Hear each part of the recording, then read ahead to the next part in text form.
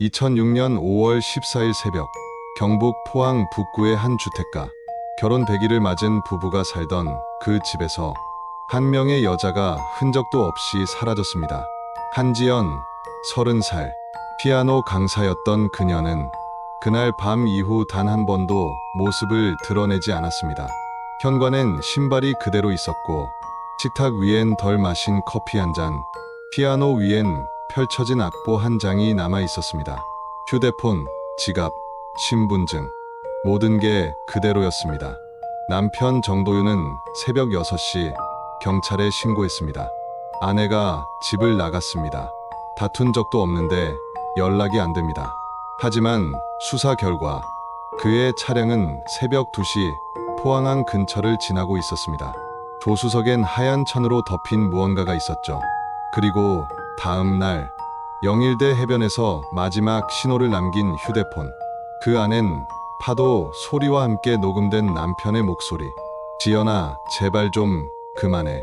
19년이 지난 지금까지 그녀는 돌아오지 않았습니다. 이것은 한 여자의 실종, 그리고 남겨진 남편의 마지막 거짓말에 관한 기록입니다. 2006년 봄, 경북 포항 북구 장성동. 산업단지와 주택가가 뒤섞인 이곳은 평범한 사람들이 평범한 삶을 살아가던 동네였습니다.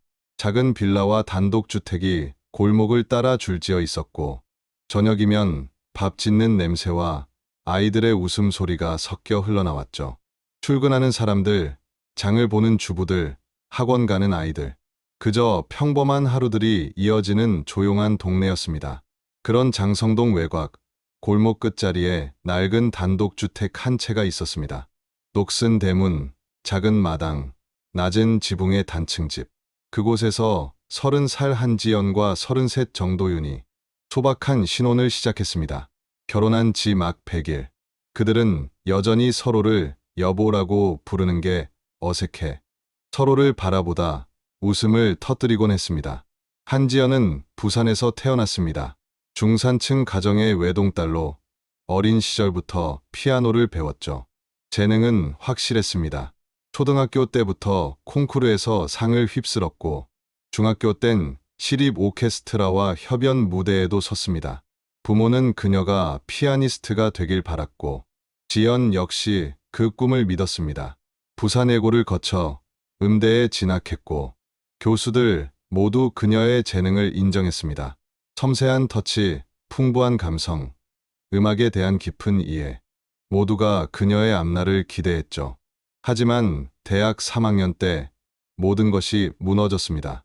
학내 콩쿠르 무대. 지연은 건반 앞에서 손이 떨리기 시작했습니다. 숨이 막히고 머릿속이 하얘졌습니다. 첫 음을 누르는 순간 객석의 시선이 칼처럼 느껴졌습니다. 결국 그녀는 5분을 버티지 못하고 무대를 내려왔습니다. 그날 객석에 앉아있던 부모의 얼굴. 실망, 당혹, 그리고 걱정. 그 표정을 평생 잊지 못했습니다. 그 후로 지연은 사람들 앞에 서는 게 두려워졌습니다.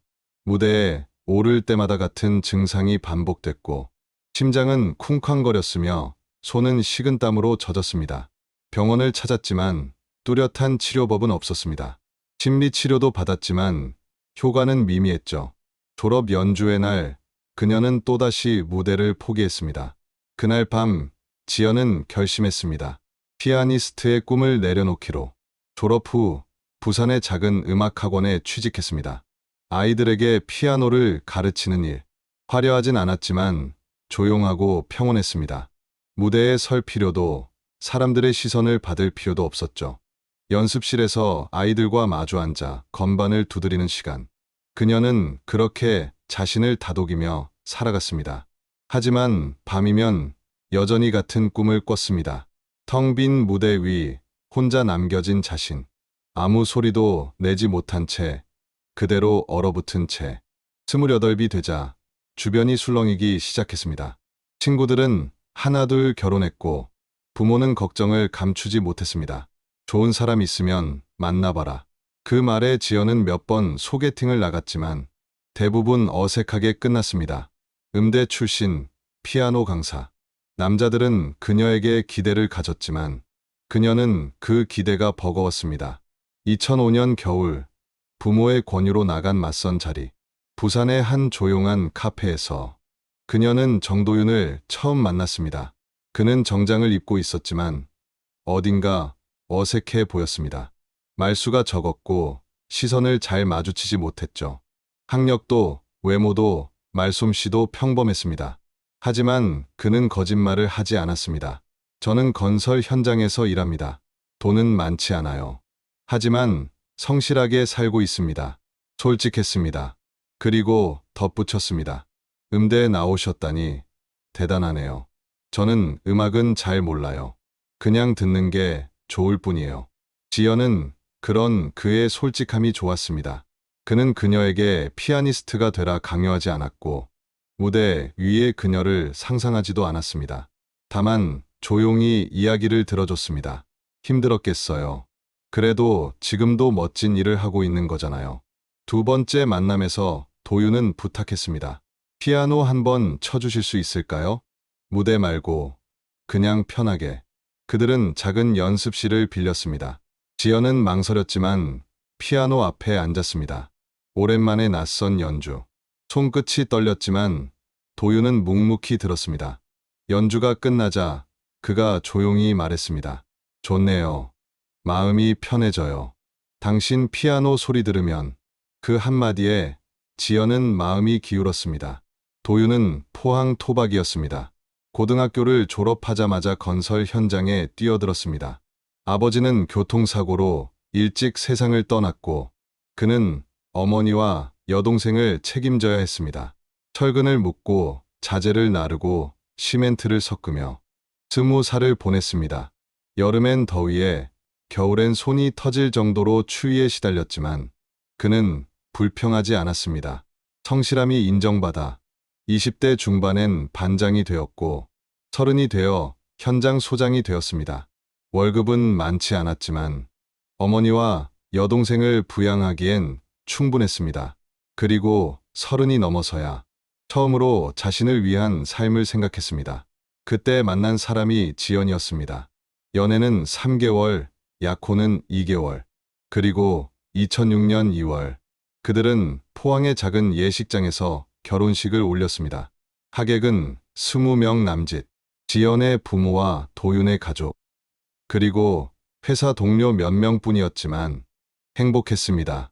지연은 웨딩드레스를 입고 처음으로 진심 어린 미소를 지었습니다. 신혼집은 도윤이 마련했습니다. 전세 5천만 원, 장성동 외곽의 낡은 단독주택, 방 2개, 작은 거실, 마당이 딸린 단층집.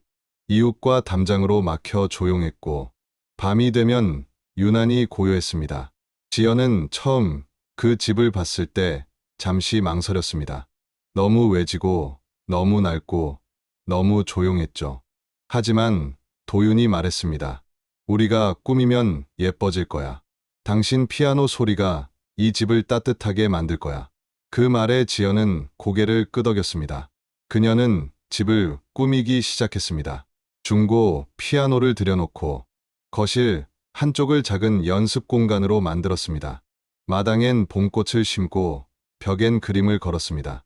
그녀의 손길이 닿은 곳마다 온기가 생겼습니다. 저녁이면 지연은 피아노 앞에 앉았습니다.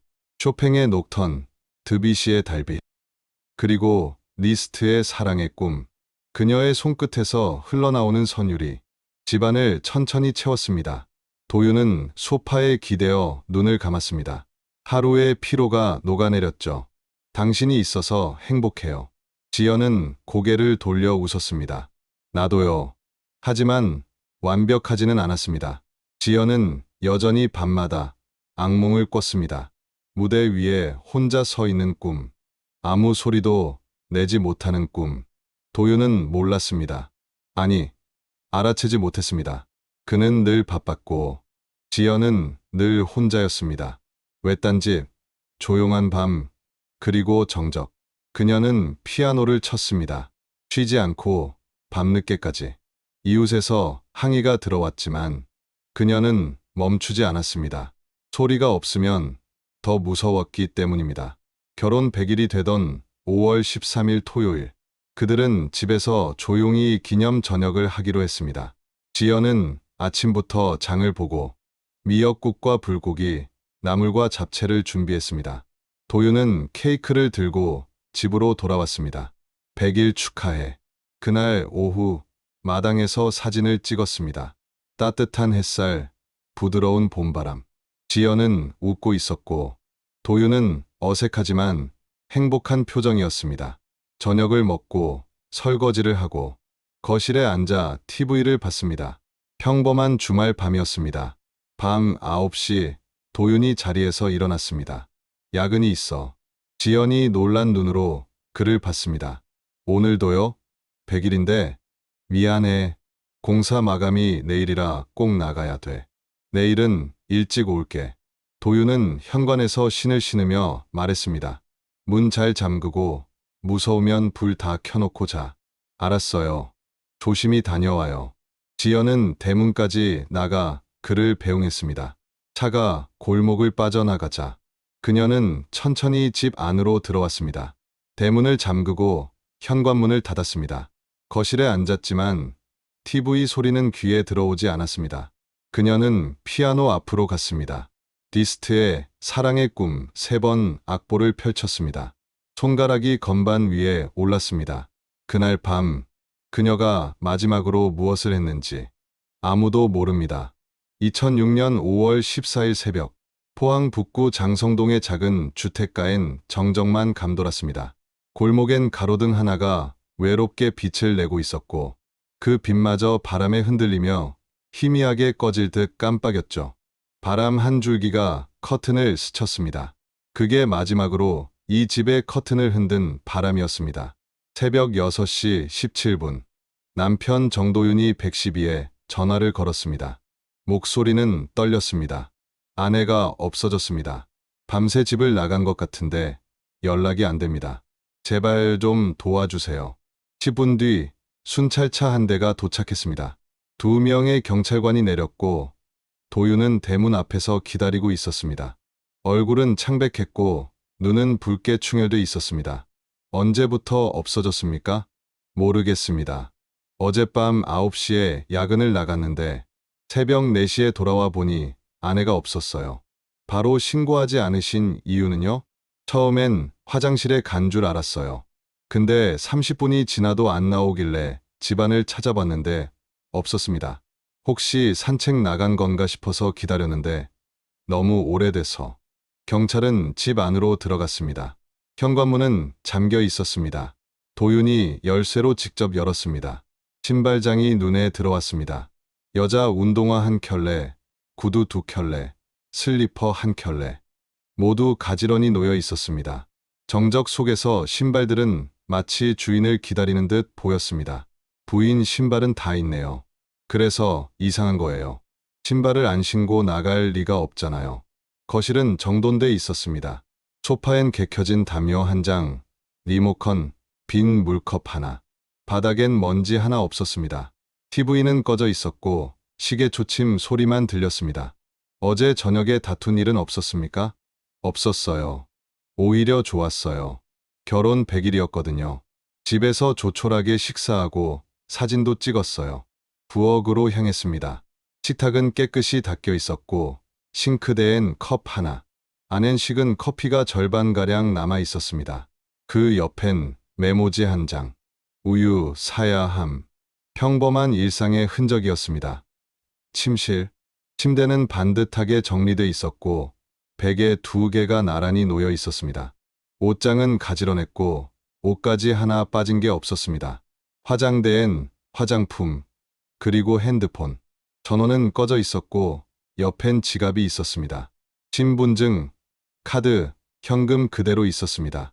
부인께서 자주 피아노를 치셨다고요? 네, 거의 매일이요. 특히 제가 야근 나가면 혼자 밤늦게까지 연습했어요. 거실 한쪽, 검은 업라이트 피아노. 위엔 악보 한 장이 펼쳐져 있었습니다. 리스트, 사랑의 꿈 3번. 여백엔 연필로 이렇게 적혀 있었습니다.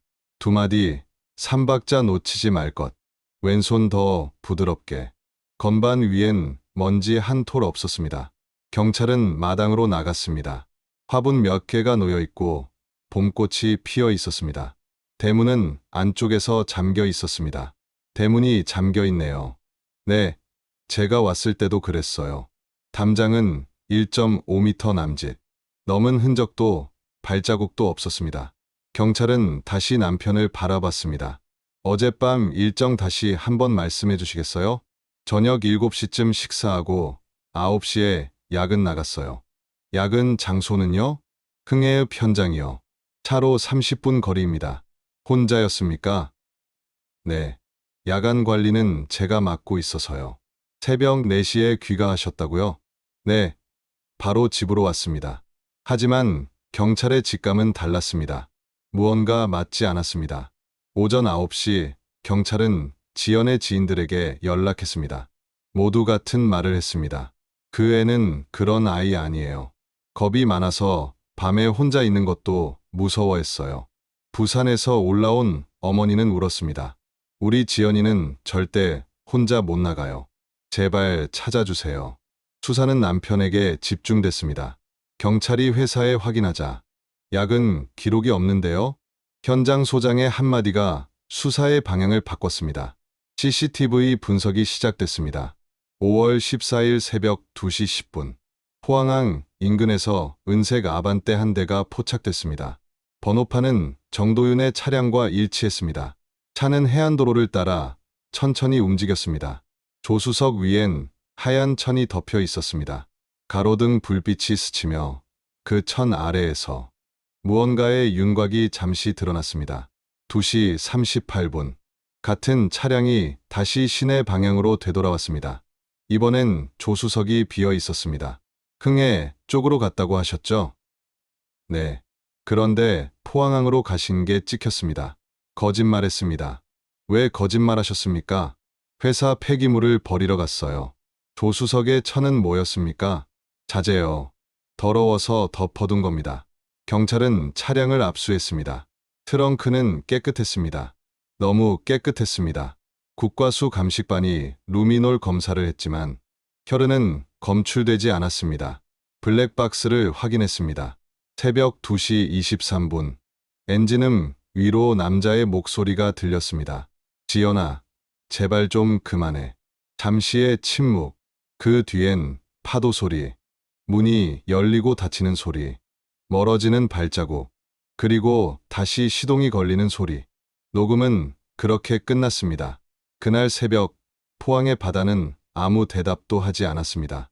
경찰은 도윤을 긴급 체포했지만 48시간 뒤 석방했습니다. 시신이 없었습니다. 물증도 폭력의 흔적도 없었습니다. 집엔 싸움의 흔적조차 없었죠. 지연아, 제발 좀 그만해. 그 한마디가 무엇을 의미하는지 그 누구도 아직까지 알 수 없습니다. 2006년 5월 15일 아침 포항북 부경찰서에 수사본부가 설치되었습니다. 한지연 실종 사건은 단순 실종이 아닌 공식 수사로 전환된 것입니다. 담당 형사 김태주는 20년 경력의 베테랑이었지만 이번 사건은 뭔가 달랐습니다. 신발도 안 신고 지갑도 그대로 두고 새벽에 나간다? 말이 안 되죠. 그는 팀원들을 모아 지시했습니다. 남편을 중심으로 수사하되 실종자 수색은 동시에 진행합니다. 포항해양경찰서와 합동수색팀이 구성되었습니다. 경찰 20명, 해경 15명, 소방대원 10명, 자원봉사자 35명, 총 80명이었습니다.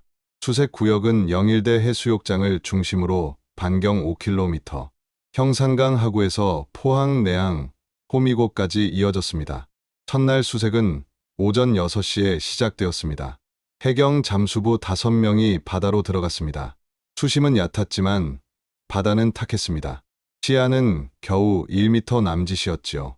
손끝으로 바닥을 더듬으며 수색했습니다. 모래, 돌, 해초, 폐기물만 잡혔고 사람의 흔적은 없었습니다. 탐지견 3마리가 투입되었지만 아무 반응이 없었습니다. 자원봉사자들은 일렬로 늘어서 천천히 모래를 밟으며 전진했습니다. 작은 천 조각이라도 찾기 위해 한 걸음씩 내디뎠지만 끝내 아무것도 나오지 않았습니다. 형산강하고는 물살이 복잡했습니다. 수색정 두 척이 강을 따라 움직이며 수중 탐지기를 돌렸습니다. 화면에는 바닥에 암초와 침전물만 보였고 사람의 형체는 어디에도 없었습니다. 포항, 내항, 기름, 냄새와 생선 비린내가 섞인 항구였습니다. 해경은 부두 밑, 방파제 뒤, 정박한 어선 사이를 샅샅이 수색했습니다. 결과는 같았습니다. 아무것도 없었습니다. 3일째 되는 날 헬리콥터가 투입되었습니다. 상공에서 해안선을 따라 절벽과 숲을 관찰했지만 단서 하나 잡히지 않았습니다. 그렇게 일주일이 흘렀고 한지연은 흔적도 없이 사라진 상태였습니다. 형사 김태준은 방향을 바꿨습니다. 사건의 맥락을 찾아야 한다고 생각했죠. 그는 지연의 주변인을 하나씩 만나기 시작했습니다. 음악학원 원장은 이렇게 말했습니다. 작년부터 이랬어요. 조용하고 성실했죠. 아이들도 잘 가르쳤어요. 최근에는 어땠습니까? 요즘 좀 우울해 보였어요. 말도 줄고 표정이 어두웠어요. 남편 이야기는 자주 했나요? 아니요. 통화할 땐 늘 조용했어요. 미안해. 알았어. 그래, 그런 말만 하더라고요. 형사는 잠시 멈춰 물었습니다. 남편이 데리러 온 적은 있었나요? 몇 번 봤죠. 근데 분위기가 좀 차가웠어요. 대학 동창 김소희의 증언도 비슷했습니다. 한 달 전 부산에서 봤어요. 결혼해서 행복할 줄 알았는데 아니었어요. 어떤 점이요? 얼굴이 상해 있었어요. 살도 빠졌고 계속 불안해 보였죠. 혹시 무언가 두려워하는 눈빛이었나요? 네. 마치 쫓기는 사람 같았어요. 남편 때문인지는 모르겠어요. 지연의 부모는 매일같이 경찰서를 찾았습니다. 어머니의 눈은 퉁퉁 부었고 아버지의 목소리는 메말라 있었습니다. 제발 딸 좀 찾아주세요. 형사는 조심스럽게 물었습니다. 따님이 우울증 치료를 받거나 집을 나가겠다고 한 적이 있나요? 아니요. 오히려 결혼 후 행복하다고 했어요. 남편과의 관계는 어땠습니까? 처음엔 괜찮았어요. 그런데 어느 날 이런 말을 했어요. 엄마, 나 여기서 얼마나 더 버틸 수 있을까? 그 말이 마지막이었죠. 정도윤은 석방되었지만 경찰의 감시 대상이었습니다. 형사들은 그를 미행했고 통화 기록과 계좌를 추적했습니다. 회사 동료의 증언은 의외였습니다. 성실한 사람이었어요. 말은 적지만 일은 잘했죠. 그날 야근했다고 하던데요. 야근이요? 그날 야근 없었습니다. 일정표에도 비어 있었어요. 도윤의 차량이 압수되었습니다. 국과수에서 정밀 분석이 시작되었지요. 트렁크 카펫을 벗기고 루미놀 시약을 뿌렸지만 혈흔 반응은 없었습니다. 좌석 커버를 벗기자 지연의 머리카락 몇 가닥이 나왔습니다. 하지만 부부의 차였으니 증거로 보기 어려웠습니다. 문제는 블랙박스였습니다. 녹음엔 단 한 문장이 남아 있었습니다. 지연아, 제발 좀 그만해. 전문가는 이 음성을 수십 번 분석했습니다. 화가 난 목소리가 아닙니다. 애원에 가깝습니다. 지친 사람의 음성이죠. 배경엔 파도 소리가 섞여 있었습니다. 음향 전문가가 분석한 결과 영일대해변의 파도 간격과 일치했습니다. 남성의 발소리 한 사람. 차에서 약 15m 거리였습니다. 그곳은 밀물된 바닷물이 차오르는 지점이었지요. 형사는 그 자리에 서 있었습니다. 파도가 무릎까지 차오르며 말했습니다. 이곳에서 무슨 일이 있었던 걸까? CCTV 9대가 확보되었습니다. 새벽 2시 15분, 차량이 영일대 주차장으로 진입했습니다. 2시 38분, 빠져나올 때는 운전석에 혼자 앉아 있었습니다. 조수석은 비어 있었지요. 목격자는 없었습니다. 택시기사, 경비원, 조깅하던 사람들. 전단지가 붙었고 방송이 나갔지만 유의미한 제보는 없었습니다. 지연의 휴대전화 기록을 다시 살폈습니다. 5월 13일 밤 9시 32분, 마지막 검색어는 영일대 해수욕장이었습니다. 며칠 전엔 이혼 절차, 가정폭력 상담센터를 검색한 기록도 남아 있었죠. 형사는 숨을 삼켰습니다. 이건 우연이 아니네요. 남편에게 물었습니다. 부인에게 폭력을 행사한 적이 있습니까? 아니요. 손 한 번 댄 적 없습니다. 그럼 왜 아내가 이런 걸 검색했을까요? 모릅니다. 전 몰라요. 가정폭력센터에 연락했지만 상담 기록은 없었습니다. 온라인 상담은 익명이었기 때문에 확인할 수 없었죠. 2주가 지나도 아무것도 나오지 않았습니다. 언론의 관심도 서서히 식었습니다. 며칠 전까지만 해도 신혼부부 실종 미스터리라며 떠들던 뉴스들이 이제는 다른 사건으로 넘어갔습니다. 형사 김태준은 보고서를 마무리했습니다. 시신 미발견, 물증 불충분, 용의자 특정 불가, 미제 사건으로 분류합니다. 그는 펜을 내려놓으며 조용히 중얼거렸습니다. 분명히 뭔가 있었는데 정도윤은 회사를 그만두고 집에 틀어박혔습니다. 이웃들은 그를 피해 다녔습니다. 누군가는 그를 범인이라 속삭였고 누군가는 불쌍한 남자라 말했죠. 하지만 진실은 아무도 몰랐습니다. 한지연은 그날 이후 세상에서 사라진 사람이 되었습니다. 그리고 사람들은 묻기 시작했습니다. 그녀는 정말 어디로 간 걸까요? 2006년 5월 16일 포항 MBC가 사건을 처음 보도했습니다. 포항에서 신혼부부의 아내가 실종됐습니다. 경찰은 남편을 중심으로 수사 중입니다. 짧은 30초짜리 리포트였지요. 그날 저녁 지역 뉴스에서는 3분짜리 메인 보도가 나갔습니다. 장성동 그 집 앞 경찰 테이프가 쳐진 장면, 그리고 지연의 사진 한 장, 남편 정도윤의 뒷모습이 비쳤습니다. 다음 날부터 전국 방송이 이 사건을 다뤘습니다. 결혼 100일 신혼부부, 아내 실종 미스터리, 남편 진술 앞뒤 안 맞아. 앵커들은 굳은 표정으로 뉴스를 읽었습니다. 기자들은 영일대 해변에서 리포트를 했습니다. 바로 이곳 새벽 바다에서 무슨 일이 있었던 걸까요? 신문들도 일제히 일면에 실었습니다. 포항 신혼부부 실종, 남편 진술 번복, CCTV에 찍힌 의문의 차량, 새벽 2시 아내는 왜 영일대로 향했나. 기사마다 지연의 증명사진이 함께 실렸습니다. 그녀의 웃는 얼굴은 전국으로 퍼져나갔습니다. 케이블 뉴스는 하루 종일 사건을 다뤘습니다. 전문가들이 출연해 추측했습니다. 이런 사건은 대부분 가까운 사람이 범인이지요. 블랙박스 녹음이 결정적 단서가 될 수도 있습니다. 하지만 시신이 없으면 입건은 어렵습니다. 패널들은 토론했고 시청자들은 숨을 죽였지요. 인터넷 댓글창은 폭발했습니다. 남편이 범인 맞음. 불쌍한 여자, 신혼인데 시신이 없으면 무죄 아님? 누구도 진실을 몰랐지만 모두가 확신했습니다. 사람들은 판단했고 분노했고 추측했습니다. 커뮤니티에서는 추리방이 생겼습니다. 포항 실종 사건 추적 갤러리, 한지연을 찾아주세요. 정도윤의 거짓말. 회원들은 자칭 탐정이 되어 CCTV를 분석했습니다. 지도를 그리고 시간표를 맞추고 캡처 이미지를 확대했습니다.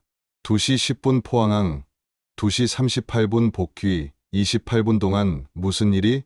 녹음에 여자 신음소리 있다. 아니야. 그건 파도 소리야. 확인되지 않은 추측과 루머가 뒤섞였습니다. 누리꾼들은 남편의 신상을 파헤쳤습니다. 이름, 학교, 직장, 주소까지 퍼졌습니다. 도윤의 학창시절 사진까지 올라왔습니다. 걔 우리 반이었음. 원래 말 없었음. 아니야. 착한 애였어. 진실 없는 증언들이 온라인을 떠돌았지요. 주간지들은 특집 기사를 냈습니다.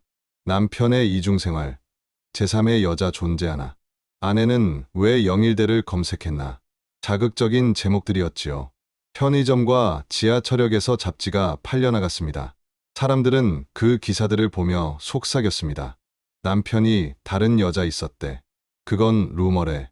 그래도 연기는 없는 법이잖아. 누구도 사실을 확인하지 않았습니다.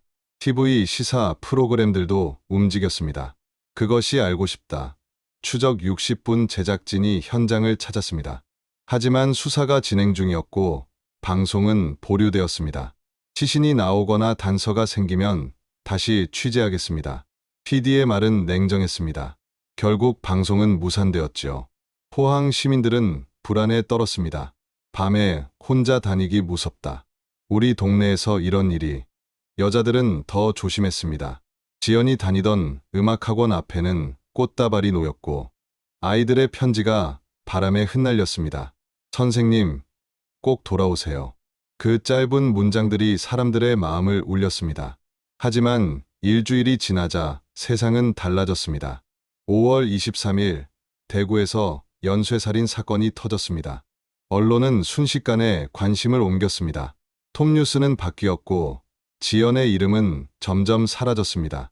커뮤니티 게시판에도 글이 끊겼습니다. 마지막 글은 이렇게 적혀 있었습니다.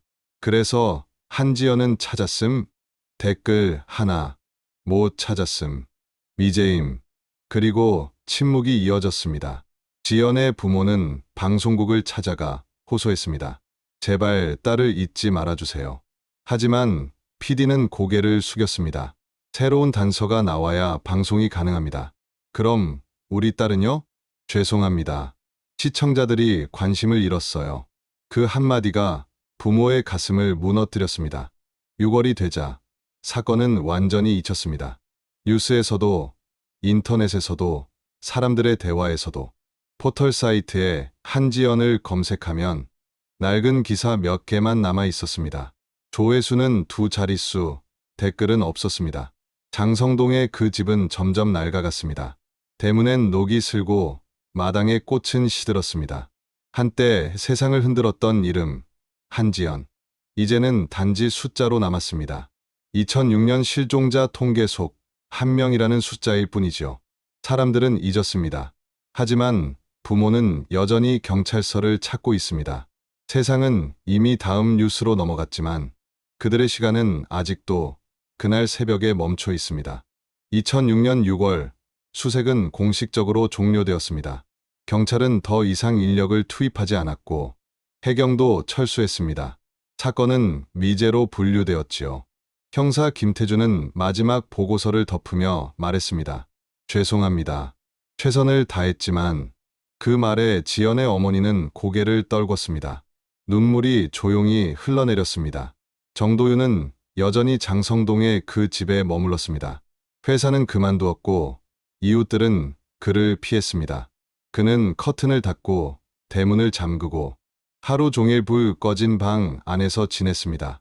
가끔 새벽에 편의점에 나오는 모습이 목격되었지요. 수척한 얼굴, 텁수룩한 수염, 굽은 어깨. 사람들은 그를 보면 고개를 돌렸습니다. 여름이 지나고 가을이 왔습니다. 마당엔 잡초가 무성했고 지연이 심은 꽃은 모두 시들었습니다. 페인트가 벗겨지고 대문엔 녹이 슬었습니다. 밤이면 그 집에서 피아노 소리가 들린다는 소문이 돌았습니다. 밤 11시쯤 누가 피아노를 치더라고요. 이웃의 신고로 경찰이 출동했지만 집 안은 조용했습니다. 도윤은 문을 열지 않았습니다. 아무 소리도 안 났습니다. 착각이겠지요. 2006년 8월 17일 한 통의 신고가 들어왔습니다. 포항 매양에서 조업 중이던 어부가 말했습니다. 그물에 이상한 게 걸렸어요. 단단한 케이스 같은데 해경이 확인한 것은 작은 방수 케이스였습니다. 그 안에는 2005년형 삼성 디지털 카메라가 들어 있었습니다. 기적적으로 물이 스며들지 않았고 카메라는 아직 작동했습니다. 메모리 카드에는 사진 한 장만 남아 있었습니다. 촬영 일시는 2006년 5월 13일 밤 10시 42분. 장소 정보는 없었습니다. 사진 속에는 지연과 도윤이 있었습니다. 소파로 보이는 곳에 앉아 있었지요. 지연은 미소를 지었지만 눈빛은 어딘가 멀어져 있었습니다. 도윤의 표정은 긴장돼 보였습니다. 그런데 사진의 오른쪽 구석, 벽에 희미한 그림자가 비쳤습니다. 팔을 든 사람의 실루엣, 카메라를 들고 찍는 자세였습니다. 사진 속 두 사람이 아니라 또 다른 누군가가 있던 것이지요. 경찰은 즉시 수사를 재개했습니다. 카메라의 제조 번호를 추적했지만 구매 기록은 확인되지 않았습니다. 지문은 모두 닦여 있었습니다. 누군가 의도적으로 지운 흔적이었지요. 그날 밤 집에 제3자가 있었던 걸까? 그렇다면 그 사람은 누구였을까? 도윤을 다시 불러 조사했습니다. 이 사진 기억합니까? 네. 결혼 100일 기념으로 찍은 겁니다. 누가 찍었죠? 제가 타이머로 찍었습니다. 그림자는 뭡니까? 착시일 겁니다. 문이겠죠. 하지만 전문가의 분석은 달랐습니다. 이건 타이머가 아닙니다. 직접 손으로 들고 찍은 사진입니다. 촬영자는 피사체로부터 약 2m 거리였습니다. 또 하나의 미스터리가 시작된 순간이었지요. 세월은 흘렀습니다. 2007년, 2008년, 2009년. 지연의 부모는 부산과 포항을 오가며 전단지를 붙였습니다. 무속인을 찾아갔고 제보를 기다렸습니다. 하지만 아무 소식도 없었습니다. 어머니는 병을 얻었습니다. 불면증과 우울증, 그리고 공황장애. 아버지는 더 이상 말을 하지 않았습니다. 그의 얼굴에서 웃음이 사라졌습니다. 장성동의 그 집은 흉가가 되었습니다. 밤이면 피아노 소리가 들리고 창문에는 하얀 그림자가 보인다는 소문이 돌았습니다. 아이들은 집 앞을 달려 지나갔고 어른들도 밤이면 골목을 돌아갔습니다. 도윤은 점점 더 고립되었습니다. 2010년 11월 7일 지연의 대학 동창 김소희에게 전화가 걸려왔습니다. 낯선 번호, 쉰 목소리의 여자였습니다. 김소희 씨죠? 네. 누구세요? 한지연의 친구입니다. 그 한마디에 소희는 숨이 멎었습니다. 지연이를 아세요? 지금 어디 있죠? 그날 밤 그녀는 혼자가 아니었어요. 무슨 말이에요? 누가 있었죠? 도윤 씨는 거짓말을 했어요. 하지만 그게 전부는 아니에요. 지연 씨도 비밀이 있었어요. 그 말을 끝으로 전화는 끊겼습니다. 경찰이 추적한 발신지는 서울역 근처 공중전화였습니다. CCTV에는 여러 명이 찍혀 있었지만 누군지 특정할 수 없었습니다. 통화 녹음에는 이상한 배경음이 있었습니다. 조용한 피아노, 선율이었습니다. 전문가는 그 곡을 듣고 말했습니다. 디스트의 사랑의 꿈 3번입니다. 지연 씨가 마지막으로 연습하던 곡이지요. 그건 우연이 아니었습니다. 누군가 의도적으로 들려준 것이었지요. 하지만 그 전화 이후로 다시 어떤 소식도 들려오지 않았습니다. 2011년, 2012년, 2013년 모든 것이 멈췄습니다. 부모는 늙었고 머리는 백발이 되었습니다. 매년 5월 14일 그들은 영일대 해변에서 작은 추모제를 열었습니다. 촛불을 켜고 바다를 바라보며 속삭였습니다. 지연아, 제발 돌아와. 2014년 3월 15일 집주인이 밀린 월세 때문에 집을 찾았습니다. 문을 두드렸지만 아무 응답이 없었습니다.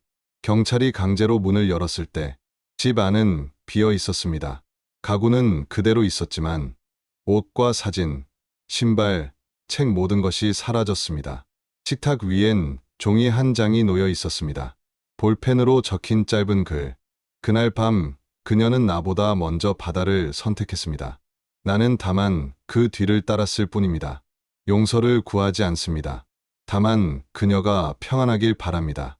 2014년 3월 그의 마지막 기록이었지요. 경찰은 전국 수배를 내렸습니다. 계좌, 차량, 휴대폰. 모든 흔적이 3월 12일 이후 끊겼습니다. 마지막 기록은 포항 시외버스 터미널의 CCTV였습니다. 그 후로 그는 완전히 사라졌습니다. 그가 말한 그녀가 먼저 바다를 선택했다는 말은 무엇을 의미했을까요? 자살인가 혹은 고백인가? 진실은 끝내 밝혀지지 않았습니다. 2014년 4월 언론이 잠시 그 소식을 다뤘습니다. 포항 실종 8년, 남편마저 증발. 마지막 편지의 의미는 하지만 일주일 뒤 세월호 참사가 일어났습니다. 나라 전체가 슬픔에 잠겼고 그들의 이야기는 조용히 묻혀버렸습니다. 한지연, 그리고 정도윤. 2006년과 2014년. 8년의 간격을 두고 두 사람 모두 사라졌습니다. 남겨진 건 단 한 장의 사진과 한 장의 편지뿐이죠.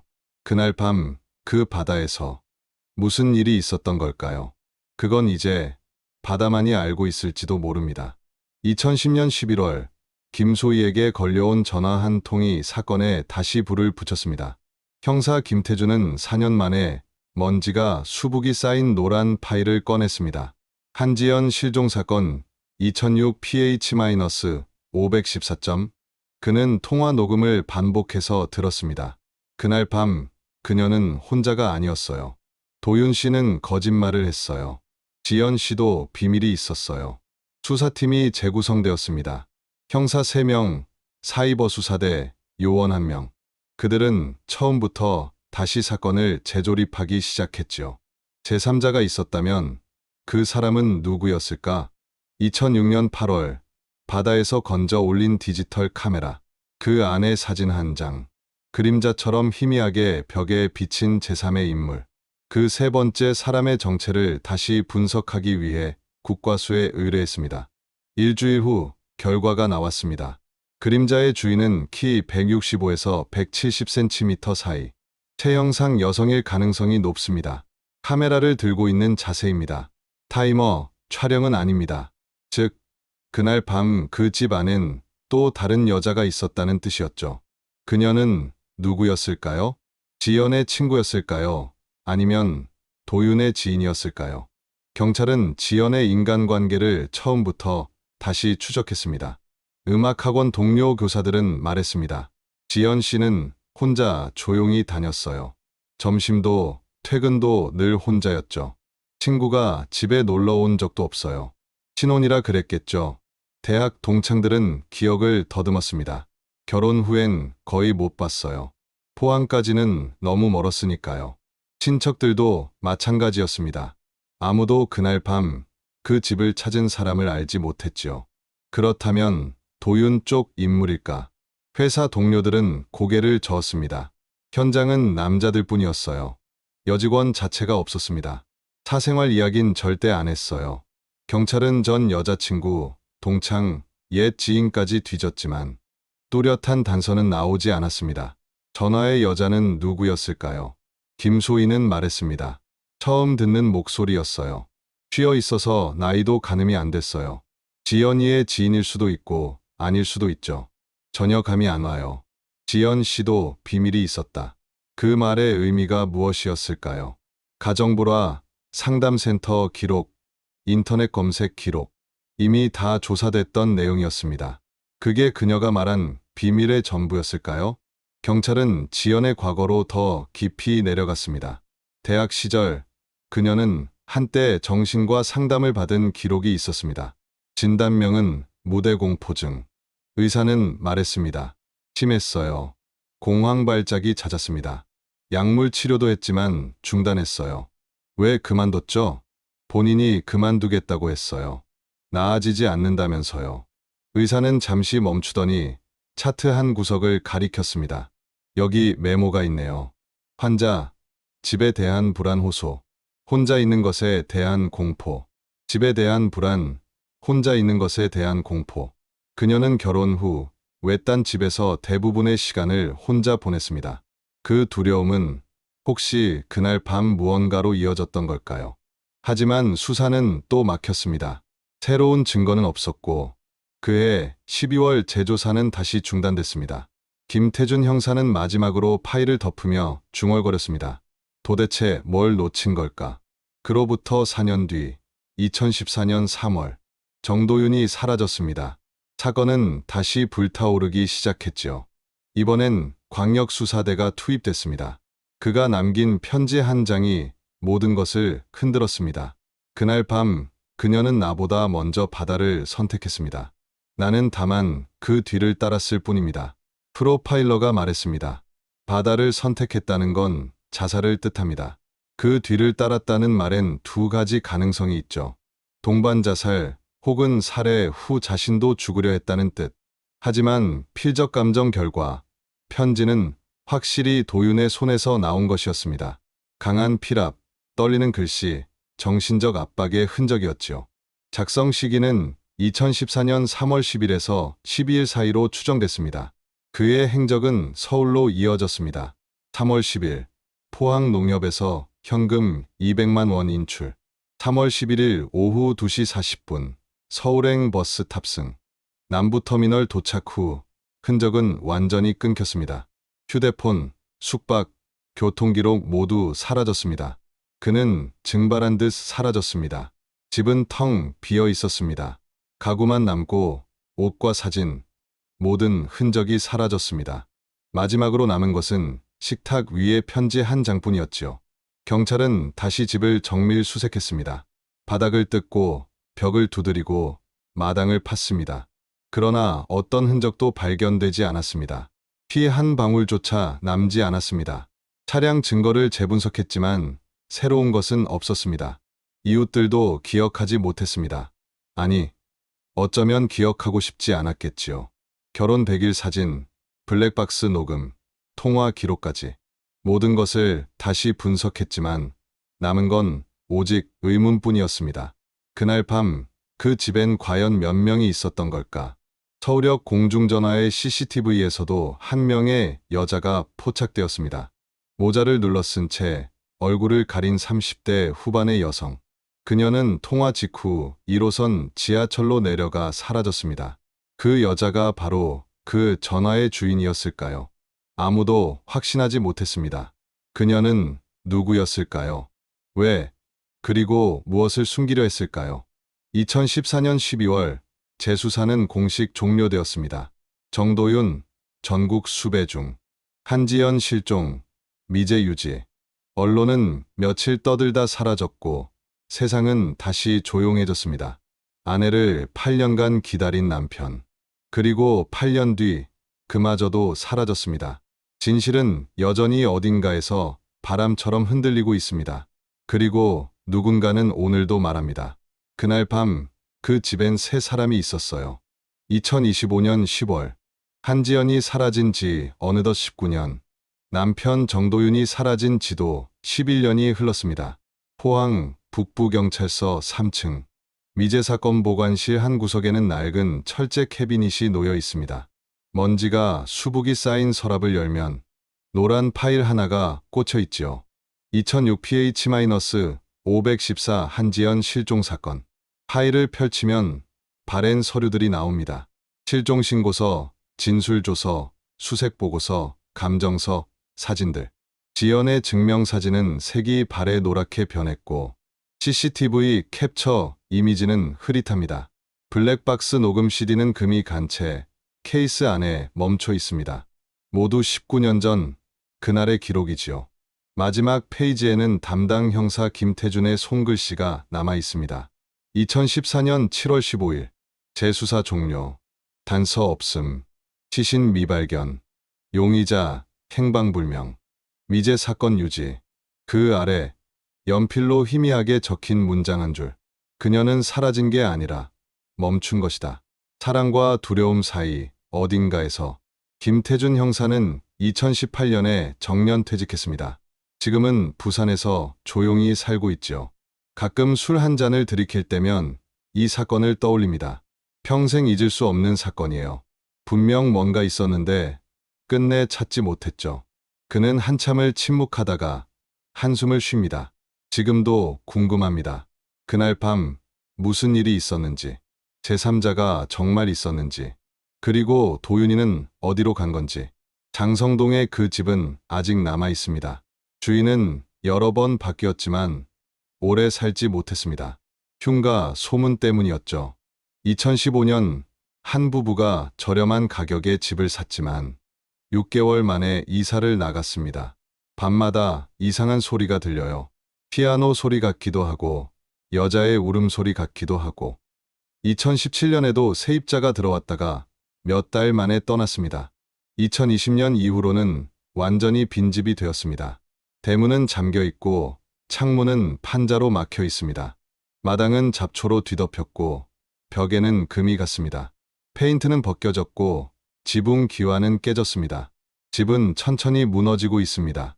동네 아이들은 그곳을 귀신의 집이라고 부릅니다.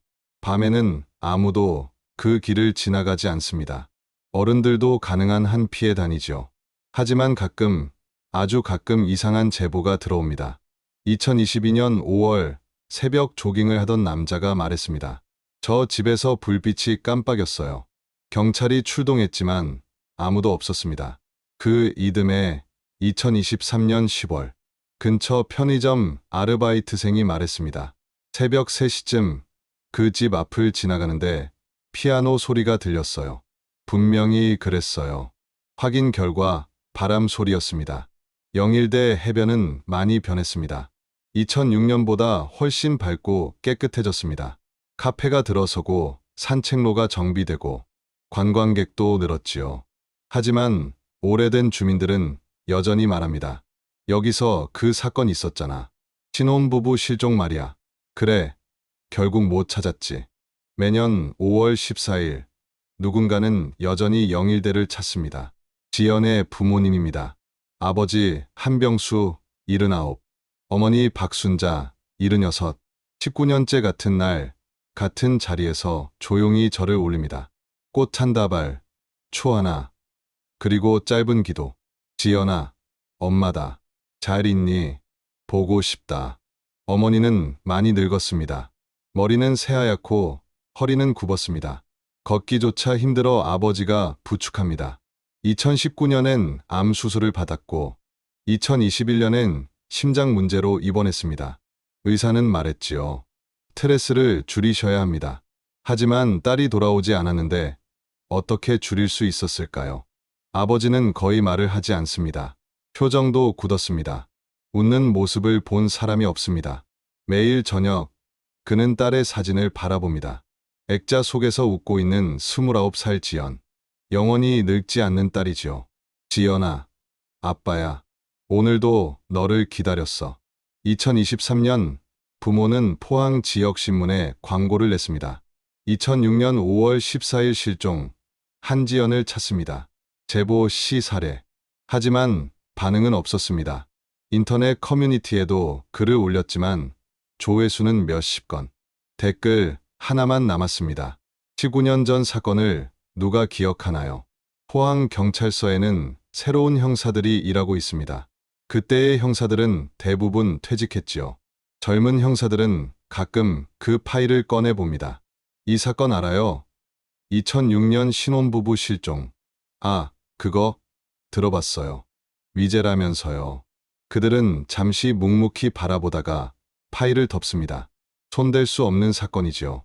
2024년 한 방송국 PD가 관심을 보였습니다. 20년 가까이 된 사건이니까 특집으로 다뤄볼까 해요. 하지만 한 달 만에 포기했습니다. 새로운 게 없어요. 증언도 단서도 그냥 오래된 기록뿐이에요. 지금은 인터넷에서 가끔 이름이 오르내립니다.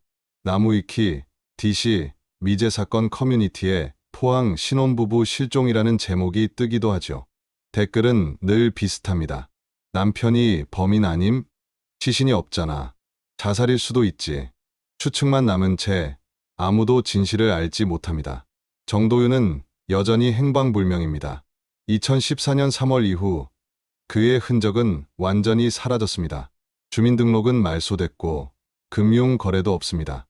휴대폰은 해지됐고 연락한 사람도 없습니다. 그는 세상에서 증발했지요. 가끔 제보 전화가 걸려옵니다. 대구에서 봤어요. 부산에서 본 것 같아요. 하지만 언제나 오인이었습니다. 심지어 제가 포항 실종 사건 남편입니다라는 장난 전화까지 왔습니다. 2025년 현재 이 사건을 기억하는 사람은 거의 없습니다. 2006년 그날을 생생히 기억하던 이들도 이제는 노인이 되었고 젊은 세대는 이 사건을 알지 못합니다. 한지연 실종 사건 알아요? 처음 들어봐요. 그게 뭐예요? 기억은 그렇게 사라지고 있습니다. 하지만 포항 북부경찰서의 미제 사건, 캐비닛 속 그 노란 파일은 여전히 그 자리에 있습니다. 언젠가 누군가가 다시 그 파일을 꺼내들겠지요. 새로운 형사, 새로운 단서, 새로운 증언이 나타날 수도 있습니다. 혹은 영원히 닫힌 채로 남을지도 모릅니다. 진실은 여전히 어둠 속에 있습니다. 영일대 해변, 새벽 안개가 피어오릅니다. 파도는 밀려오고 다시 밀려갑니다. 19년 전 그날 밤처럼 바람이 불면 누군가는 지금도 말합니다. 희미한 파도 소리에 섞인 한 목소리. 도윤 씨, 이제 그만해요. 환청일까요? 바람 소리일까요? 아니면 정말 그녀의 목소리일까요? 장성동의 그 집. 낡은 대문은 여전히 잠겨 있습니다. 마당 잡초 사이 작은 비석 하나가 보입니다. 2006년 지연이 심었던 장미나무 자리. 지금은 말라버려 그루터기만 남았지요. 집은 침묵합니다. 비밀을 품은 채로. 모든 게 변했지만 단 하나만은 그대로입니다. 사랑과 두려움 사이 어딘가에서 그녀는 여전히 멈춰 있습니다. 19년째 그 자리에 한지연은 사라지지 않았습니다. 그녀는 멈춰 있을 뿐이죠. 사랑과 두려움 사이 어딘가에서 19년째 같은 자리에 있습니다. 우리가 기억하는 한 그녀는 여전히 존재합니다. 사랑은 때로 죄책감이 되고 기다림은 망각으로 변합니다. 진실보다 평화를 선택하는 세상에서 우리는 너무 쉽게 잊어버립니다. 한 사람의 실종이, 한 가족의 고통이 단지 오래된 뉴스로 묻혀버리곤 하죠. 하지만 누군가는 여전히 기다립니다. 19회를 혹은 그 이상을 돌아오지 않는 사람을요. 이 이야기는 실화를 바탕으로 한 픽션 다큐입니다. 우리가 잊은 이름들 속에는 여전히 누군가의 기다림이 남아 있습니다. 그 기다림이 완전히 사라지지 않도록 당신의 기억 속에 그들의 이름을 남겨주세요. 한지연, 그리고 세상이 잊어버린 모든 이름들을. 사라진 기억의 기록. 우리는 사라진 이들의 이야기를 기록합니다. 잊지 않기 위해, 그리고 다시 묻기 위해. 진실이 밝혀질 그날까지 우리는 계속 기억할 것입니다. 이야기는 끝났지만 남겨진 이들의 기다림과 그리움은 아직 끝나지 않았습니다. 우리가 함께 기억하고 마음을 나눌 때 그들의 고통은 조금은 가벼워질지도 모릅니다. 다음 이야기에서도 함께해 주시길 바랍니다. 지금까지 실종의 흔적이었습니다. 구독과 알림 설정으로 우리의 기억을 이어가 주세요.